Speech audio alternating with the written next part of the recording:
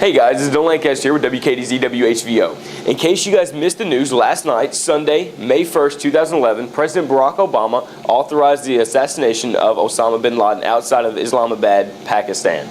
In case you guys missed his speech to the nation, here it is. Good evening.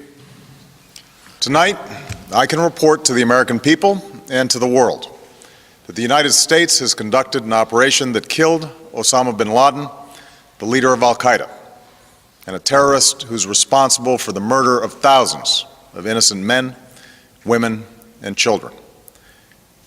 It was nearly 10 years ago that a bright September day was darkened by the worst attack on the American people in our history. The images of 9/11 are seared into our national memory. Hijacked planes cutting through a cloudless September sky, the Twin Towers collapsing to the ground, black smoke billowing up from the Pentagon, the wreckage of Flight 93 in Shanksville, Pennsylvania, where the actions of heroic citizens saved even more heartbreak and destruction. And yet we know that the worst images are those that were unseen to the world.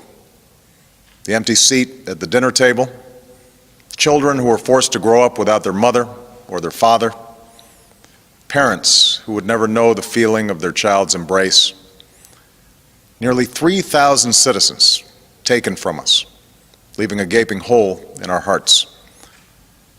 On September 11th, 2001, in our time of grief, the American people came together. We offered our neighbors a hand, and we offered the wounded our blood. We reaffirmed our ties to each other and our love of community and country.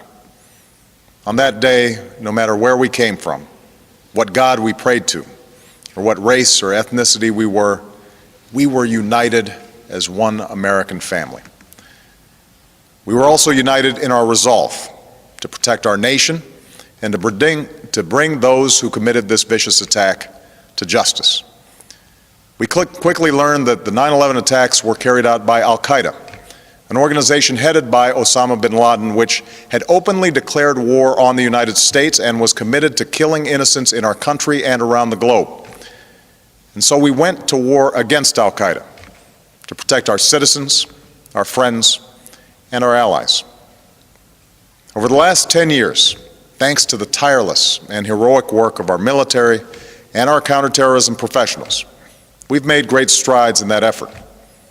We've disrupted terrorist attacks and strengthened our homeland defense. In Afghanistan, we removed the Taliban government, which had given bin Laden and Al-Qaeda safe haven and support.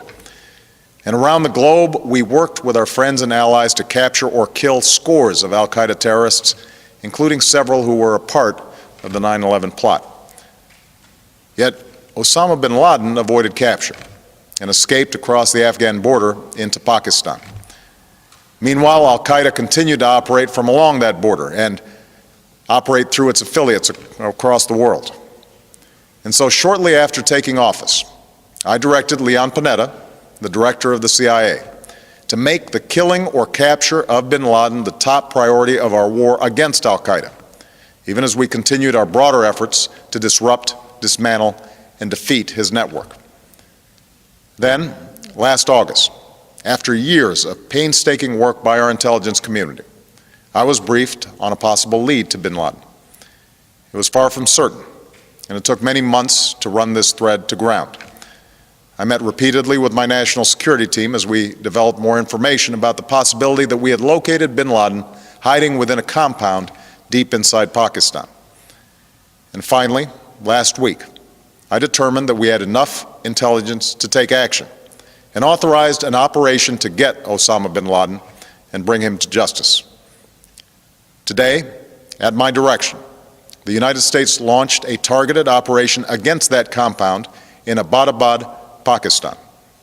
A small team of Americans carried out the operation with extraordinary courage and capability. No Americans were harmed.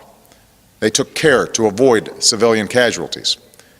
After a firefight, they killed Osama bin Laden and took custody of his body. For over 2 decades, bin Laden has been Al-Qaeda's leader and symbol, and has continued to plot attacks against our country and our friends and allies. The death of bin Laden marks the most significant achievement to date in our nation's effort to defeat al-Qaeda. Yet his death does not mark the end of our effort. There's no doubt that al-Qaeda will continue to pursue attacks against us. We must, and we will, remain vigilant at home and abroad. As we do, we must also reaffirm that the United States is not and never will be at war with Islam. I've made clear, just as President Bush did shortly after 9/11, that our war is not against Islam. Bin Laden was not a Muslim leader. He was a mass murderer of Muslims. Indeed, al-Qaeda has slaughtered scores of Muslims in many countries, including our own. So his demise should be welcomed by all who believe in peace and human dignity. Over the years, I've repeatedly made clear that we would take action within Pakistan if we knew where bin Laden was. That is what we've done. But it's important to note that our counterterrorism cooperation with Pakistan helped lead us to bin Laden and the compound where he was hiding. Indeed, bin Laden had declared war against Pakistan as well and ordered attacks against the Pakistani people. Tonight, I called President Zardari, and my team has also spoken with their Pakistani counterparts. They agree that this is a good and historic day for both of our nations. And going forward, it is essential that Pakistan continue to join us in the fight against al-Qaeda and its affiliates. The American people did not choose this fight. It came to our shores and started with the senseless slaughter of our citizens. After nearly 10 years of service, struggle, and sacrifice, we know well the costs of war. These efforts weigh on me every time I, as Commander-in-Chief, have to sign a letter to a family that has lost a loved one, or look into the eyes of a service member who's been gravely wounded. So Americans understand the costs of war.